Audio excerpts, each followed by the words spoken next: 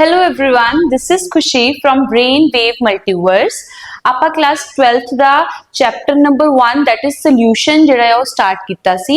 ਉਹਦੇ ਵਿੱਚ ਆਪਾਂ ਕਨਸੈਂਟ੍ਰੇਸ਼ਨ ਜਿਹੜੀਆਂ ਉਹਦੀਆਂ ਸੋਲੂਸ਼ਨ ਦੀਆਂ ਉਹ ਆਪਾਂ ਦੇਖ ਰਹੇ ਸੀ, ਉਹਦੇ ਟਰਮਸ ਦੇਖ ਰਹੇ ਸੀ। ਹੁਣ ਉਹੀ ਚੈਪਟਰ ਨੂੰ ਆਪਾਂ ਕੰਟੀਨਿਊ ਕਰਾਂਗੇ। ਉਹਦੇ ਵਿੱਚ ਆਪਾਂ ਮੋਲੈਰਿਟੀ ਤੱਕ ਜਿਹੜਾ ਹੈ ਉਹ ਚੈਪਟਰ ਕਰ ਲਿਆ ਸੀ ਲਾਸਟ ਵੀਡੀਓਜ਼ ਦੇ ਵਿੱਚ। ਹੁਣ ਆਪਾਂ ਨੈਕਸਟ ਚੈਪਟਰ ਨੈਕਸਟ ਟੌਪਿਕ ਜਿਹੜਾ ਮੋਲੈਰਿਟੀ ਉਹਦੇ ਨਾਲ ਕੁਝ ਰਿਲੇਟ ਕਰ ਰਿਹਾ। ਤੁਸੀਂ ਨਾਮ ਤੋਂ ਹੀ ਹੁਣ ਤੁਹਾਨੂੰ ਪਤਾ ਲੱਗ ਰਿਹਾ ਹੋਏਗਾ। ਉਹ ਆਪਾਂ ਕੀ ਪੜਿਆ ਸੀਗਾ, ਉਹ ਆਪਣੇ ਕੋਲ ਸੀਗਾ ਮੋਲੈਰਿਟੀ, ਤੇ ਹੁਣ ਆਪਾਂ ਪੜਨ ਜਾ ਰਹੇ ਹਾਂ ਹੈਗਾ ਆਪਣੇ ਕੋਲ ਮੋਲੈਲਿਟੀ। ਸਿਰਫ ਇੱਕ ਸਿੰਗਲ ਵਰਡ ਜਿਹੜਾ ਆ ਉਹਦਾ ਅਲਫਾਬੈਟ ਦੇ ਸਿਰਫ ਡਿਫਰੈਂਸ ਆ ਆਰ ਤੇ ਐਲ। ਜਿੱਦਾਂ ਕਿ ਇਹਨਾਂ ਦਾ ਨਾਮ ਸੇਮ ਆ ਉਦਾਂ ਹੀ ਇਹਨਾਂ ਦੀਆਂ ਡੈਫੀਨੇਸ਼ਨਸ ਵੀ ਆਲਮੋਸਟ ਸੇਮ ਆ, ਤੇ ਪਲੱਸ ਜਿਹੜਾ ਇਹਨਾਂ ਦਾ ਫਾਰਮੂਲਾ ਆਪਣੇ ਕੋਲ ਬਣਨਾ ਹੈ ਉਹ ਵੀ ਆਲਮੋਸਟ ਸੇਮ ਆ। ਹੁਣ ਇਹਦੇ ਵਿੱਚ ਪਹਿਲਾਂ ਤਾਂ ਆਪਾਂ ਮੋਲੈਲਿਟੀ ਦੇਖਾਂਗੇ। ਮੋਲੈਲਿਟੀ ਕੀ ਹੁੰਦੀ ਆ? It is defined as number of moles of solute per kg of solvent. Number of moles of solute per kg of solvent. ਹੁਣ अगर मैं ਤੁਹਾਨੂੰ रिकॉल करवावां ਉਹੀ चीज़ जो ਆਪਾਂ लास्ट वीडियो ਦੇ ਵਿੱਚ देखी सी, वो अपने को सी मोलैरिटी। वो की सी? It is defined as number of moles of solute per liter of solution। Exactly same definition, difference किदा आ? Number of moles of solute बिल्कुल सेम। इधर भी number of moles of solute ले रहे हैं, इधर भी अपन number of moles of solute ले रहे हैं। डिफरेंस अपन कित्थे कर रहे हैं? पर केजी ऑफ सॉल्वेंट। इधर की आ रहा पर लीटर ऑफ सॉल्यूशन। मतलब नीचे वाले दे विच आपां वॉल्यूम ले रहे हैं सोल्यूशन दा, ते ऊपर आपां ले रहे हैं वेट ऑफ दैट सॉल्वेंट किदे विच? केजीज दे विच। ये हो गई अपनी इन्हां दोनों दियां डेफिनेशंस। हुण अगर यही मैं इन्हां दोनों दे देखा फॉर्मूलेज नूं देखा, सब तो पहला इधर आ गया मेरे कोल मोलैरिटी दा फॉर्मूला, ते इस साइड मेरे तो आ गया मोलैलिटी दा फॉर्मूला। हुण मोलैरिटी नूं डिफाइन करने वास्ते आपां यूज करदे कैपिटल एम, मोलैलिटी नूं डिफाइन करने वास्ते आपां यूज करदे आ स्मॉल एम। हुण इन्हां दोनों दा फॉर्मूला इहदे विच कैपिटल एम इक्वल्स टू अपना हुणे की पढ़िया number of moles of solute, number N दे नाल डिफाइन करना, मोल्स ऑफ सोल्यूट। सोल्यूट आपां किन्ना डिफाइन करदे सी? बी दे नाल। सो द फॉर्मूला की बन गया एन बी अपॉन अपने को क्या आ गया वॉल्यूम इन लीटर। सिमिलरली इस साइड देखांगे molarity. Molality is defined as number of moles of solute per kg of solvent। इन्नी चीज क्लियर होगी मैनू। हुण मैनू इन्नी चीज पता है दैट एन बी किदे इक्वल हुंदी आ? W B over M B. W B मतलब गिवन मास, एम बी मतलब मॉलिक्यूलर मास। एन बी दा ही आ गया मेरे को फॉर्मूला। फिर हुण मैं इत्थे M capital M equals to WB over MB upon volume in litre, that is volume अगर ml च लेना तो आप की करांगे डिवाइडेड बाय 1000। सेम इधर आएगा molality equals to WB over MB upon WA 1000 in grams हो गया ये अपने को। ये दोनों मेरे को आगे फॉर्मूलाज। हुण इन्हां नूं सैट करन वास्ते मैं की लिखांगी m equals to WB over MB into आ हो गया ऊपर 1000 आ गया ऊपर अपने कोल, ते नीचे आ गया वॉल्यूम इन ml। इदां ही सिमिलरली इधर molality m equals to WB over MB into 1000 upon WA in gram अपने कोल आ गया जी इहदा फार्मूला। हुण जदों आपां न्यूमैरिकल्स करने ने उन्हां दे विच आपां जिहड़े फार्मूलेज यूज करने ने वो आ दोनों फार्मूलेज ने। फॉर्मुलैरिटी मैं यूज करना आह वाला फार्मूला एंड फॉर मोलैलिटी मैं यूज करना यह वाला फार्मूला।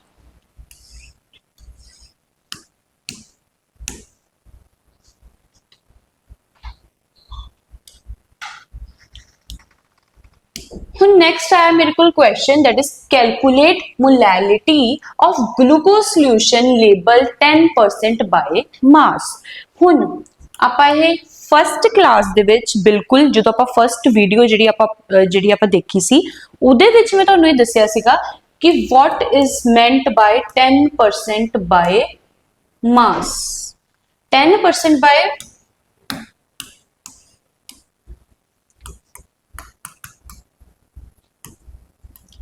10% बाय मास का मतलब मेरे को की हुंदा आ ये आपां फर्स्ट वीडियो दे विच देख लिया सी। हुण 10% बाय मास ऑफ किदा आपां देखना सी इहदे विच ग्लूकोज।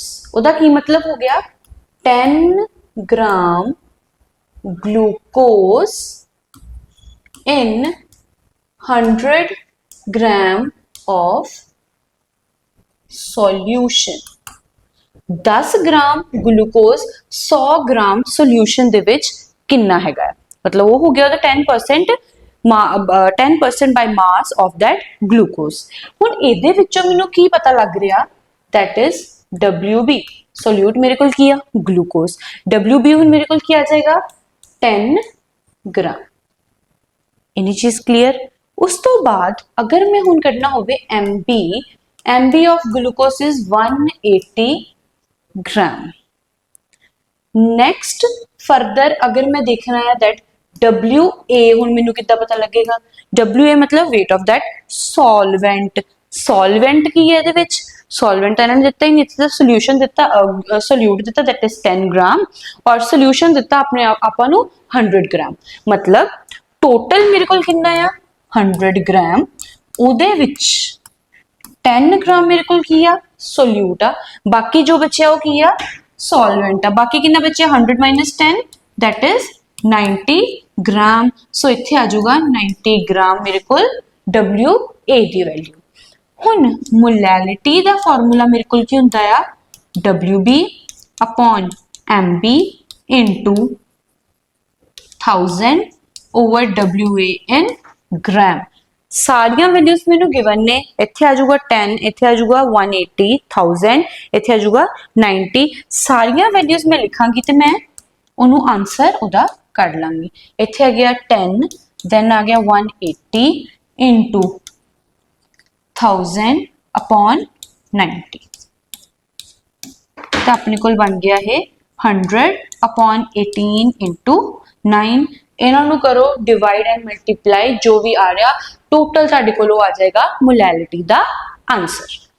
नेक्स्ट फर्दर अगर मूव करते हैं, नेक्स्ट क्वेश्चन हैगा why molality is better to express concentration of solution. हुण जदों लास्ट टॉपिक लास्ट वीडियो दे विच आपां देखिया सी मोलैलिटी नूं, ओदे विच मैं तुहानूं दस्सिया सी that molality is not a better way to express that solution. Molarity kedi this molarity nu ta main kya si it is not better to express the concentration of the solution, but hun main ki keh rahi ha molality jehdi a this is better to express the concentration। hun same जो reason ਉਹਦੇ ਵਿੱਚ ਦਿੱਤਾ ਸੀ मतलब वो contradicting reason सीगा कि मैं उन्होंने मना कर रही थी कि नहीं नहीं इधर चीज़ां है नहीं गया तो इस वजह तो ये खराब चीज़ आ। बट हुण इहदे विच अगर वही चीज़ देखते हैं, सपोज मैं मोलैरिटी दे विच तुहानूं की किया सी molarity is equals to WB over MB into 1000 over volume in millilitre.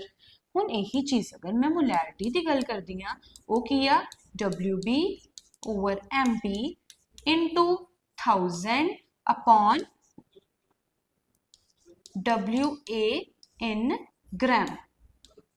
आही चीज है ठीक है। हुण मैं मोलैरिटी तो तुहानूं रीजन दिता सी दैट मोलैरिटी जिहड़ी आ वो वॉल्यूम दे उत्ते डिपेंड कर रही आ अगर किसी चीज़ की वॉल्यूम की गल होएगी मतलब उत्थे आएगा टैंपरेचर। टैंपरेचर वेरी करेगा। सपोज मैं कोई चीज़ का सोल्यूशन का जी मोलैरिटी कढ़ रही है इस रूम दे विच, पर दूसरा जिहड़ा बंदा है वो किते होर जाके चैक कर रहा है, किसी होर शहर दे विच या किसी होर देश दे विच वही सोल्यूशन की मोलैरिटी कढ़ रहा। हुण मेरी मोलैरिटी प्लस ओदी मोलैरिटी दे विच आएगा डिफरेंस। क्यों? क्योंकि टैंपरेचर चेंज हो गया। टैंपरेचर चेंज होने दे नाल वॉल्यूम जिहड़ा है वो चेंज होंदा रहेगा। इस वजह तो जिहड़ी है वो मोलैरिटी अलग अलग आएगी। हुण मोलैरिटी अलग अलग आएगी मतलब ये पर्टिकुलर मोलैरिटी नहीं है। So it is not better to express it in molarity वाली फॉर्म।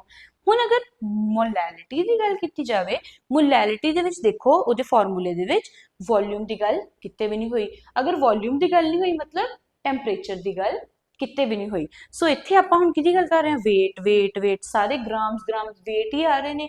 टैंपरेचर का कोई इन्फ्लुएंस इत्थे नहीं हैगा। सो आपां जिहड़ी आ किसी भी मतलब सोल्यूशन की कंसनट्रेशन नूं एक्सप्रैस कर सकते हैं मोलैरिटी दे विच, ना कि मोलैरिटी दे विच। नैक्सट आ गया मेरे कोल question, calculate molarity and molarity of 15% H2SO4 solution by mass where density ਆਪਾਂ ਨੂੰ ਜਿਹੜੀ ਉਹ given ਆ।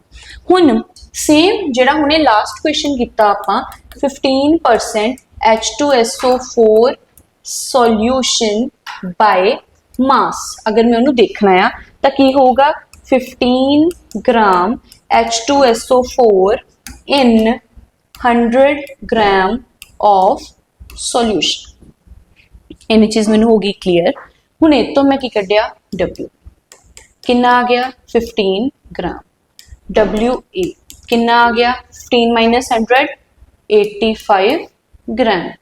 इदी मैं कढ़िया MB और मेरे को कितना आ गया H2SO4 आ 2 प्लस 32 प्लस 64 98 ग्राम आ गया। तीनों चीज़ां मैनू गिवन आ। मैं मोलैरिटी का फॉर्मूला लगाया M is equals to WB over MB into 1000 upon WA in gram. सारिया चीज़ां इच वैल्यूज पुट कीतियां। Molarity equals to 15 upon 98 into 1000 upon अपने को आ गया 85। ये आ गया मेरे तो मोलैरिटी इनू डिवाइड मल्टीप्लाई करके जो आंसर आएगा वो तुहाडे कोल आ गई जी मोलैरिटी। हुण उन्होंने कहा जी मैनू मोलैरिटी कड्ढण। मोलैरिटी कड्ढण वास्ते मैनू की चाहिदा? हुण मोलैरिटी दा अगर मैं मोलैरिटी का फॉर्मूला दिखाऊं की सी WB over MB into 1000 over volume in millilitre. मेरे को WB है, मेरे को MB है, मेरे को 1000 तो चलो है ही है। मैनू की चाहिए वॉल्यूम इन मिलीलीटर। वॉल्यूम मेरे को क्वेश्चन दे विच उन्होंने दिता ही नहीं है, बट उन्होंने इनडायरैक्टली मैनू ये चीज़ दी है दैट डेंसिटी मेरे को इन्नी आ। हुण मेरे को एक डेंसिटी का फॉर्मूला होंदा density equals to mass upon volume. ठीक है, mass of solution upon volume of that solution. Rho equals to आपा करना की है volume which is equals to mass upon density. Mass आपा नूं कितना दिता? सॉल्यूशन दा मास दैट इज 100 ग्राम। सो 100 ऊपर लगा लिया अपॉन डेंसिटी आपा नूं कितनी गिवन 1.02 वो आपा इत्थे लिख ली। ठीक है, इन्हों डिवाइड करके मेरे को वॉल्यूम आ जाएगा। सपोज करो आ गया AML।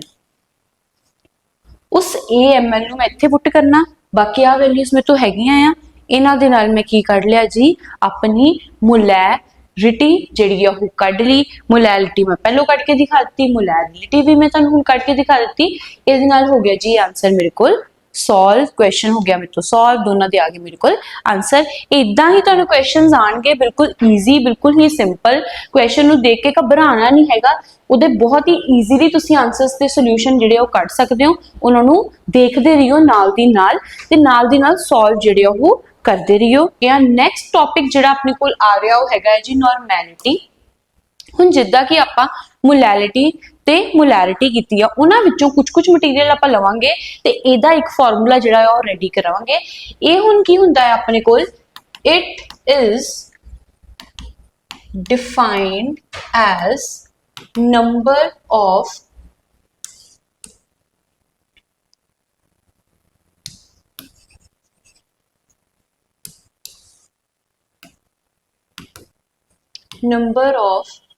gram equivalent dissolved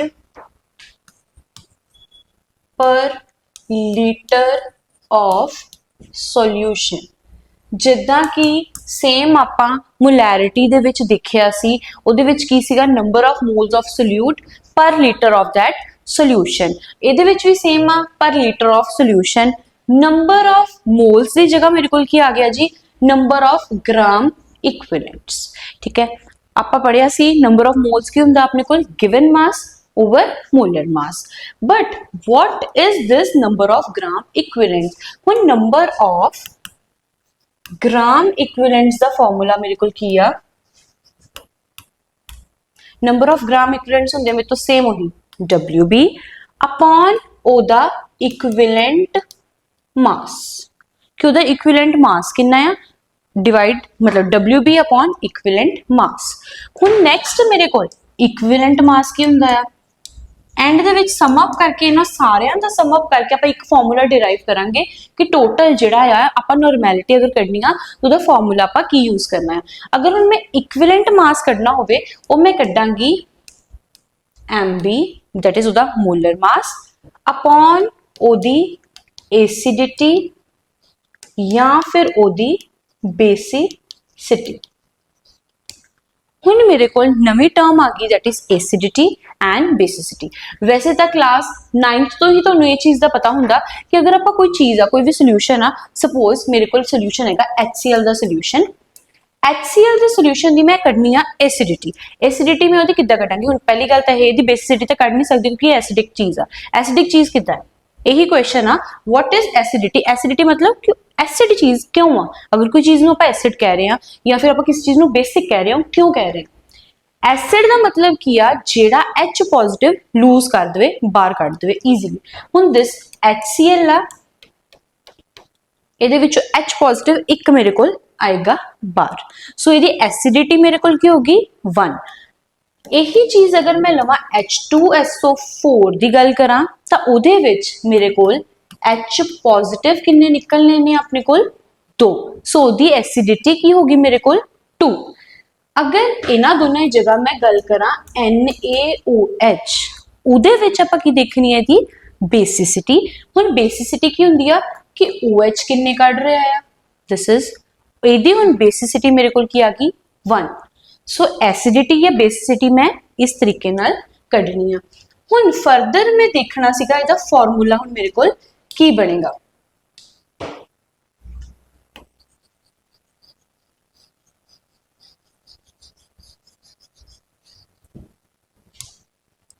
अगर हुण मैं फॉर्मूला देखा नॉर्मैलिटी डिफाइन करने वास्ते मैं N वर्ड यूज कर रही हूँ। N is equals to N हुण मेरे कोल क्या आ गया सी, number of gram equivalents dissolve. हुण नंबर ऑफ ग्राम इक्विवेलेंट्स में कितना कड्ढे सी, WB अपॉन उदा आ गया मेरे कोल इक्विवेलेंट मास। इन्हीं चीज तो मैं इत्थे नोट कर ली। अपॉन मेरे कोल की आना सीगा जी, volume of that solution in litres. So इनू कन्वर्ट करन तो बाद इहदा नॉर्मैलिटी दा फार्मूला की बन गया, WB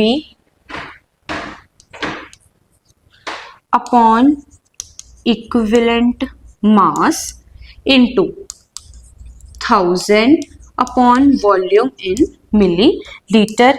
ये आ गया मेरे कोल नॉर्मैलिटी दा फार्मूला। हुण जदों भी मैनू किसी क्वेश्चन दे विच मोलैरिटी नॉर्मैलिटी कड्ढण नूं कही जाऊगी तो मैं आ फार्मूला यूज करूंगी, that is N equals to WB upon उदा इक्विवेलेंट मास। इक्विवेलेंट मास की सी MB अपॉन उदी एसिडिटी या basicity into 1000 upon volume in millilitre. Question करन तो पहला एक चीज आपां ना जदों मोलैरिटी कीती सी, मोलैरिटी दे विच भी देखी सी molarity equation, that is M1V1 equals to m2 v2 ਇਹ ਕਿਹਦੇ ਤੇ ਦੇਖੀ ਸੀ ਆਪਾਂ at dilution ठीक है ਹੁਣ इदी अगर नॉर्मैलिटी देखी जाए तो की आऊगी n1 v1 equals to n2 v2 एक किहदे उत्ते आ at dilution ठीक है फिर उस तो बाद आप इंटरमिक्सिंग दे उत्ते देखी सी m1 v1 plus m2 v2 equals to m3 v3 ये सीगा अपने कोल इंटरमिक्सिंग इंटरमिक्सिंग का की मतलब सीगा कि अगर सपोज मेरे को एक सोल्यूशन आ मेरे को सोल्यूशन हैगा वो कंसनट्रेटेड सोल्यूशन है या कोई भी एक सोल्यूशन आ फॉर एग्जांपल उदी मोलैरिटी मैनू पता उदा वॉल्यूम मैनू पता मैं एक किसी होर स्टूडेंट नू वही सोल्यूशन दिता बट मैं उस सोल्यूशन दे विच की कीता 50 ml वाटर पा के उन्होंने वो सोल्यूशन दे दिता उहदी मोलैरिटी जिहड़ी चेंज होगी वॉल्यूम उहदा मेरे कोल चेंज हो गया मोलैरिटी एंड वॉल्यूम चेंज होने तो बाद दो सोल्यूशंस अलग अलग हो गए उन्होंने दोनों नू कर दिता आपां मिक्स करन तो बाद जिहड़ा सोल्यूशन बनया उहदी मोलैरिटी ते उहदा वॉल्यूम बनया आह वाला so this is known as intermixing इदां ही सेम नॉर्मैलिटी दा होएगा n1 v1 equals to n2 v2 equals to n3 v3 ये आ जाएगा इहदा फॉर्मूला नॉर्मैलिटी दा मेरे को फर्स्ट क्वेश्चन हुण मेरे को किया a solution has been prepared by dissolving 0.49 gram हुण 0.49 ग्राम किसी चीज का लिया वो आप मेरे को क्या आ गया जी WB the value of H2SO4 दा लिया हुण H2SO4 दा इक्विवेलेंट मास मैं कढना है इक्विवेलेंट मास दी नीड है मैनू सो इक्विवेलेंट मास में ओदा कढना है इक्विवेलेंट मास मेरे को की आऊगा ओदा मोलर मास अपॉन ओदी एसिडिटी या फिर ओदी बेसिसिटी इन्नी चीज मैनू क्लीयर होगी हुण अगर मैं H2SO4 दे मोलर मास की गल करा वो हुणे मैं लास्ट दे विच तुहानूं दस्सिया सीगा वो हुंदा जी 98 वो मैं किद्दां कैलकुलेट करदी हां suppose this is my H2SO4 H किन्ने ने 2 H ने एक H दा हुंदा है 1 ग्राम 1 into 2 प्लस S दा मेरे को कितना आ जाऊगा जी 32 into 1 मतलब एक सल्फर दिता तो उन्होंने into 1 कर दिता ते अगर यही चीज मैं ओदी गल करदी हां प्लस ओ हुंदा ओ एक ऑक्सीजन दा हुंदा है 16 into 4 दिते है तो into 4 हो जाएगा ये कितना बनेगा 2 plus 32 plus 64 ते मेरे को आ जाएगा जी 98 ग्राम जिहड़ा आ H2SO4 दा आ जाएगा मोलर मास सो 98 में लिख लिया इत्थे 98 लिख लिया अपॉन उदी एसिडिटी या फिर बेसिसिटी हुण एसिडिटी या बेसिसिटी हुण आपां कित्तों पता करनी है H2SO4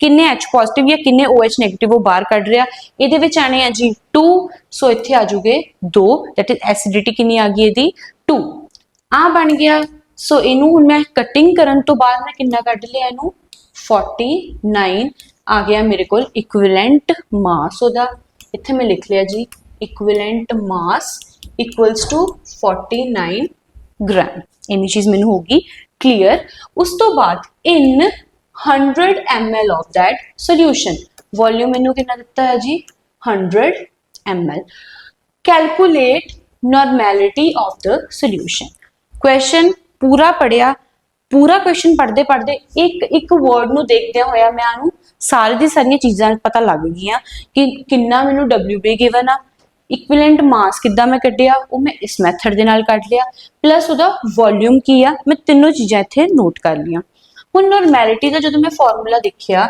वो मैनू कह रहा सी WB अपॉन उहदा आ जाएगा equivalent mass into 1000 upon volume in millilitre values put करन तो बाद आंसर आएगा WB की वैल्यू आ जाएगी 0.49 अपॉन इक्विवेलेंट मास कितना है मेरे को 49 इंटू 1000 अपॉन वॉल्यूम आ जाएगा मेरे को 100 ते आ जाएगा मेरे को 49 अपॉन 49 इंटू 10 अपॉन 100 ते मेरे को बन जाएगा 0.1 नॉर्मल आंसर मेरे को आ जाएगा एक बार डिवाइड मल्टीप्लाई सारा आराम नाल करके देख लियो ते अपने को आंसर कितना आ जाएगा 0.1 नॉर्मल।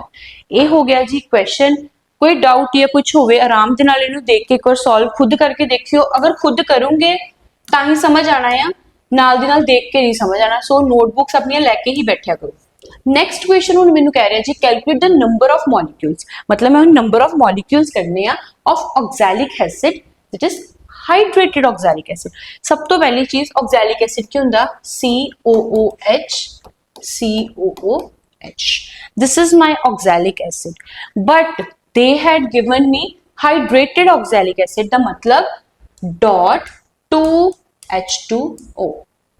सो उन्होंने मैनू मॉलिक्यूलर फार्मूला ओदा नहीं दिता, मैनू सिंपल ओदा नाम दे दिता दैट इज ऑक्सैलिक एसिड। उदों तो मैं ओदा मॉलिक्यूलर फार्मूला जिहड़ा है वो बना लिया। सो this is my hydrated oxalic acid. हुण अगर मैं इहदा ही इक्विवेलेंट मास कड्डां, वो मैं किद्दां कड्डांगी? पहलो आएगा ऊपर ओदा मॉलिक्यूलर मास, वो होएगा मेरे को 126। कैलकुलेट करके एक बार देख लियो। उस तो बाद उदी हुण मैं करनी है एसिडिटी या फिर बेसिसिटी। अगर मेरे को सिंपल हुंदा ऑक्सैलिक एसिड तां इहदे विच मैं एसिडिटी कढदी ते वो कढदी मैं 2, ठीक है।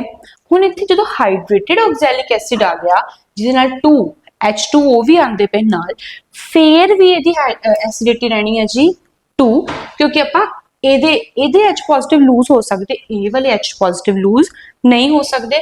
सो मेरे को आ गई दिस 63 ग्राम मेरे को आ गया जी इहदा इक्विवेलेंट मास। हुण मैं क्वेश्चन अगे देखिया, अच्छा इक्विवेलेंट मास हुण मैनूं पता लग गया, वो मेरे को हैगा जी 63 ग्राम। वॉल्यूम गिवन आ दैट इज 100 ml।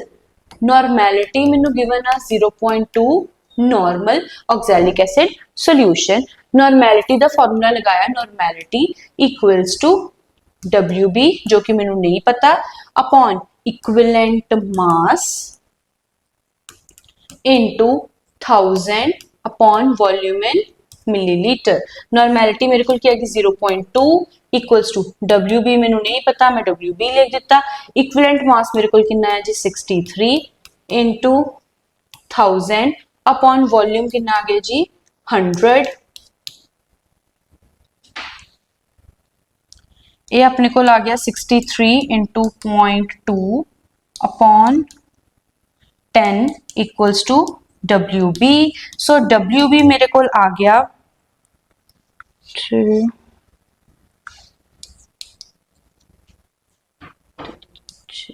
1.26 जेड़ा है अपने को ग्राम अपने को WB दी वैल्यू जी आ गई, ठीक है। इन्नी चीज मैंने क्लियर होगी।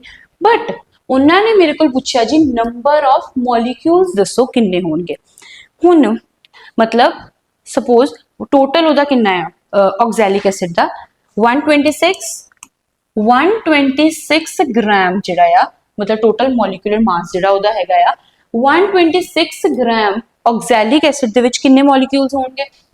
आपां इहनूं लिखांगे 126 ग्राम ऑक्सैलिक एसिड हैज molecules, ਉਹਦੇ ਕੋਲ ਕਿੰਨੇ ਹੋਣਗੇ 6.022 into 10 raised to power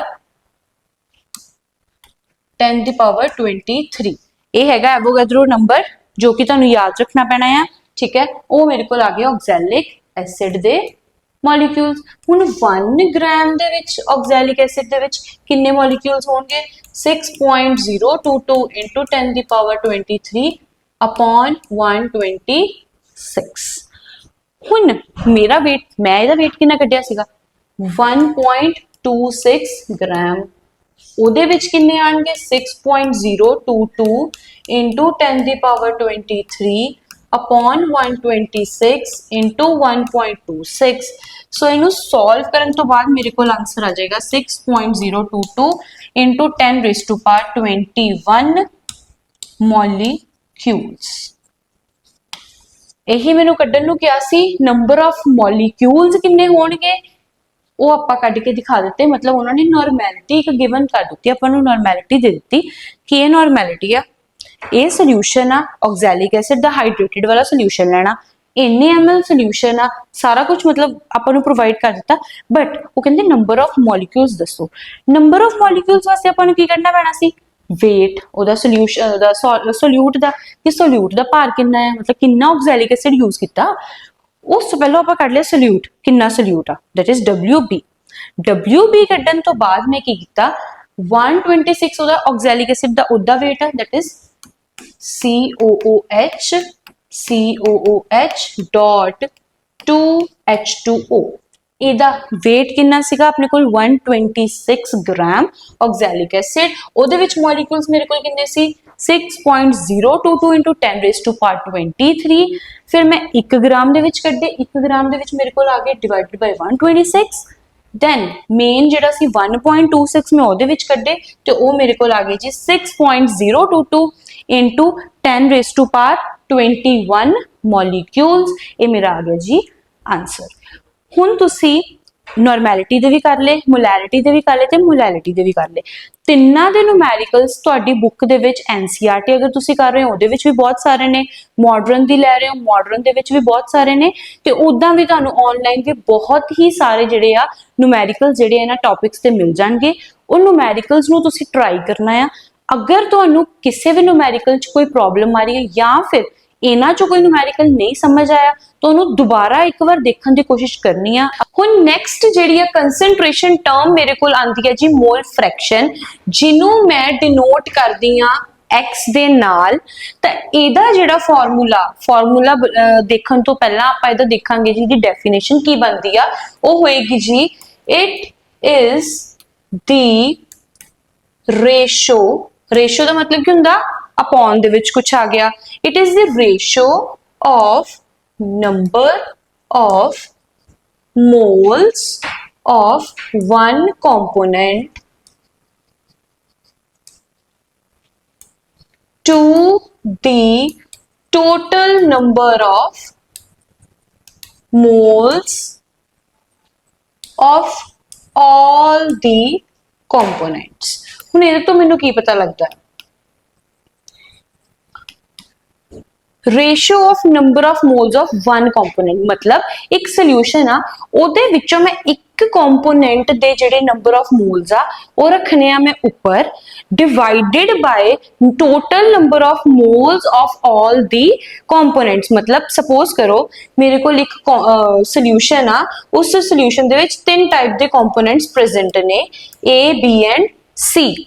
सो मैं अगर सपोज मोल फ्रैक्शन A ਦੀ ਕੱਢਣੀ ਆ ਤਾਂ ਮੈਂ ਕਿੱਦਾਂ ਕੱਢਾਂਗੀ, number of moles of A ऊपर A दे आ जाएंगे डिवाइडेड बाय ऑल जिन्ने भी सारे कंपोनेंट्स हैगे आ उन्हां दे नंबर ऑफ मोल्स वो आ जाएंगे नीचे इक्वल्स टू x हो जाएगा। x की अपने कोल मोल फ्रैक्शन की दी mole fraction he I A दी, क्योंकि आप ऊपर A लिखिया।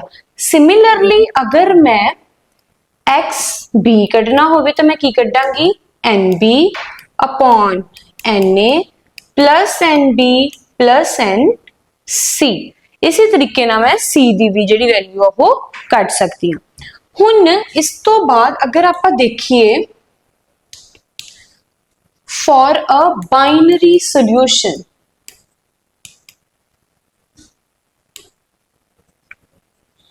बाइनरी सोल्यूशन का मतलब फर्स्ट क्लास दे विच आपां जो आप फर्स्ट सब तो पहली क्लास आपां लगाई सी उहदे विच मैं तुहानूं सब तो सेकंड टॉपिक ही ये पढ़ाया सी बाइनरी सोल्यूशन। बाइनरी सोल्यूशन की हुंदा है, जिहड़ा टू कंपोनेंट वाला सोल्यूशन। हुण इहदे विच दो कंपोनेंट्स मेरे कोल किहड़े आ, एक तां हैगा मेरे कोल सोल्यूट ते दूसरा हैगा मेरे कोल सॉल्वेंट। हुण अगर मेरे कोल सोल्यूट ते सॉल्वेंट दो कंपोनेंट दैट इज मेरे कोल बाइनरी सोल्यूशन की गल हो रही है, टू कंपोनेंट सिस्टम की गल हो रही है, ते ओदे विच मैं की करांगी XA इक्वल्स टू XA दी वैल्यू किदे इक्वल आएगी NA upon NA plus NB। ये मेरे को आ जाएगी XA दी वैल्यू। हुण XB दी वैल्यू कढण वास्ते एक तां मेरे कोल मैथड यही आ, XB equals to NB upon NA plus NB। पर इस तो इलावा मेरे को दूसरा मैथड की आंदा है 1 इक्वल्स टू, सीधा लिखो XA plus XB equals to 1। मतलब दोनों मोल फ्रैक्शंस इक्वल्स टू किदे होणगियां 1 दे दोनों। या फिर आप इस तो पहला केस कीता सी 3 कंपोनेंट सिस्टम वाला, ओदे विच की आ जाना सीगा XA plus XB plus XC equals to 1। हुण सपोज करो मैं XA दी वैल्यू इस फॉर्मूले दे नाल कढ ली, XB दी वैल्यू वास्ते फॉर्मूले नु यूज करन दी जगह मैं आ फॉर्मूला यूज किया तो मेरे को की आ जाऊगी XB दी value XB equals to 1 minus XA। Similarly इस केस में सपोज मैं XC कढ़ना है तो मैं किद्दां कढूंगी 1 माइनस XA प्लस XB।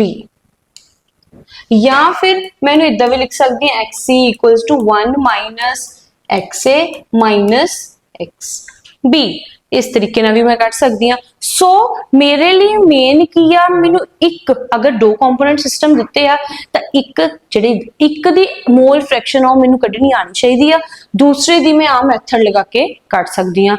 और अगर 3 कंपोनेंट सिस्टम गिवन आ तो मैनू 2 दी एटलीस्ट 2 दी तो मोल फ्रैक्शन कढनी आनी चाहिए आ इस वाले मैथड दे नाल, ते तीसरे दी जिहड़ी आ मैं वो 1 माइनस करके कढ सकती हूँ। हुण इनू समझण लई होर भी ईजी तरीके नाल मैं देखांगी न्यूमेरिकल। सो मेरे कोल फर्स्ट न्यूमेरिकल आ गया जिहदे विच की आ अ सोल्यूशन कंटेन 25% इथेनॉल। सो पहलो इथेनॉल दी मोल फ्रैक्शन कितनी आऊगी 25% गिवन है, मतलब 25 होता की हो गया वेट गिवन मास अपॉन हुन इथेनॉल दा फार्मूला CH3CH2OH ये आ गया इहदा फार्मूला। गिवन मास आपां नू दिता है 25, मोलर मास इहदा आना है जी 46 विच इज इक्वल्स टू इहदे आगे नंबर ऑफ मोल्स। हुन उस तो बाद उन्होंने किया 25% वाटर। हुन मैं वाटर दी मोल फ्रैक्शन करनी है, मतलब X वाटर दा दैट इज इक्वल्स टू कितना गिवन आ 25 गिवन आ अपॉन 18। ये आगे नंबर ऑफ मोल्स मेरे को आगे जी वाटर दे। सिमिलरली इसी मैथड दे नाल मैं एसिटिक एसिड जिहड़ा कि 50% गिवन आ मैनू X CH3COOH एसिटिक एसिड दा फार्मूला CH3COOH उस वे दे नाल अगर कटांगी 50 अपॉन एसिटिक एसिड दा 60 हुंदा आ ते इदां कट के मेरे कोल इहदे भी नंबर ऑफ मोल्स जिहड़े आ वो आ जाने। हुन ये तां आ गए जी नंबर ऑफ मोल्स मेरे कोल तीनों केसेस दे विच। ये मोल फ्रैक्शन नहीं आ N वाटर NH2O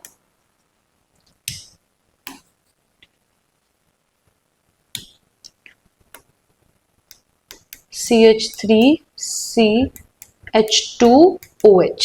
सो ये आ गए नंबर ऑफ मोल्स मेरे कोल।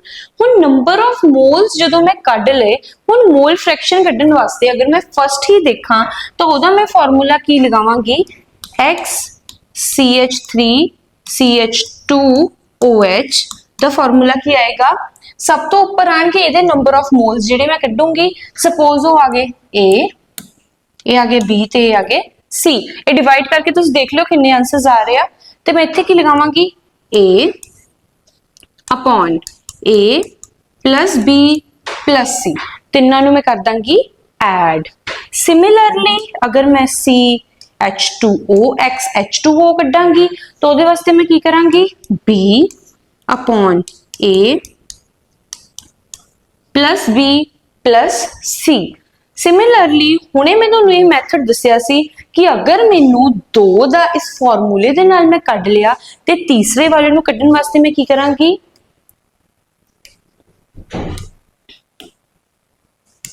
इत्थे मेरे कोल आ जाएगा X CH3COOH इक्वल्स टू एदी वैल्यू किदे इक्वल आएगी 1 माइनस इनू डिवाइड करके जो आंसर आएगा ओहो that is X CH3COOH the value minus XH2O the value. इत्थे वैल्यू सारियां पुट करांगी, पुट करन तो बाद मेरे को एक आंसर आ जाएगा, वो आ जाएगी जी mole fraction of acetic acid.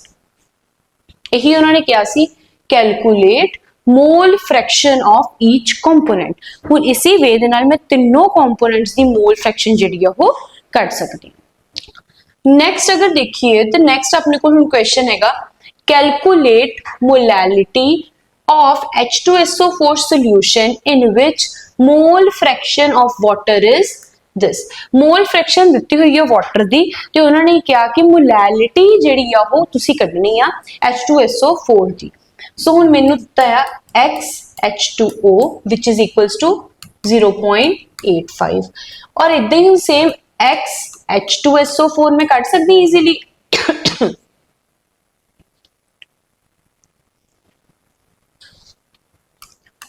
वो मेरे को क्या आएगा, XH2SO4 1 माइनस 0.85। मैं 1 दे विचों 0.85 में जो माइनस करांगी और मेरे को जेड़ा आंसर आएगा वो हो जाएगा XH2SO4।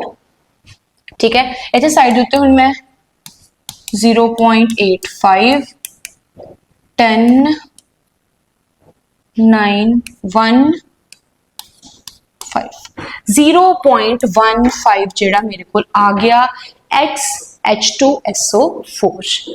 इन्नी चीज क्लियर होगी, मोल फ्रैक्शंस जिहड़ियां मेरे को वो आ गई। हुण इन्हां मोल फ्रैक्शंस चों अगर मैं देखा XH2SO4 equals to NH2SO4 divided by H2SO4 plus NH2O, यही चीज आ गई। हुण अगर तुहानू तो इहदे विच ना तो NH2SO4 दिता है, नंबर ऑफ मोल्स H2SO4 दे नहीं गिवन, ना ही तुहानू नंबर ऑफ मोल्स जिहड़े आ H2O they given uh.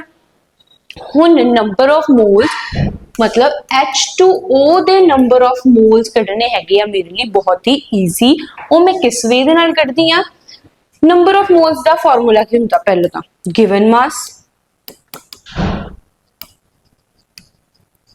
Over ओदा आ जाना मोलर मास, एन दी वैल्यू क्या, गिवन मास मेरे को कितना है, जदों भी तुहानू वाटर दी गल हो रही है, अगर तुहानू गिवन मास ओदा वाटर दा गिवन हैगा या, अगर हैगा या ते ओहो लिख देना, अगर नहीं हैगा तो मैं कितना लिख देना 1000 डिवाइडेड ओदा मोलर मास दैट इज 18 करूंगे तो तुहाडे को आ जाना 55.55 मेरे को आ गई जी n। मेरे को n दी वैल्यू जिहड़ी आ गई 55.55 आ गई आ।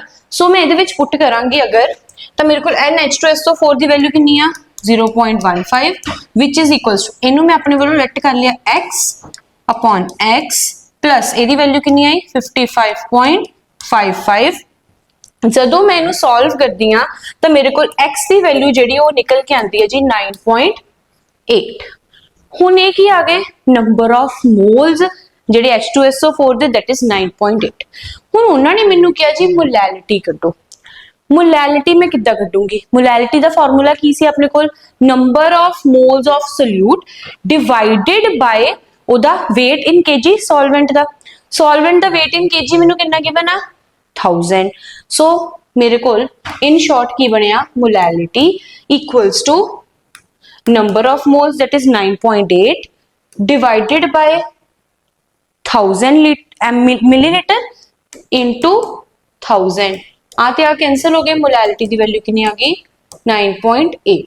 सो उन्होंने मैनू किया जी कड्डन नू calculate molality that is 9.8, number of moles कितने आ गए 9.8, दोनों मेरे को आ गए जी 9.8। इस तो इलावा भी बहुत सारे न्यूमेरिकल्स तुहाडी बुक दे विच तुहानू मिल जाणगे, और ट्राई जरूर करियो।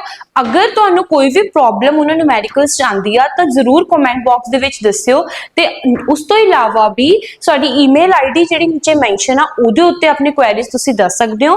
तद तक लिए ये वीडियोस देखते रहो तो समझते रहो, अगर नहीं कोई समझ आता तो जरूर दसो। Thank you so much for watching.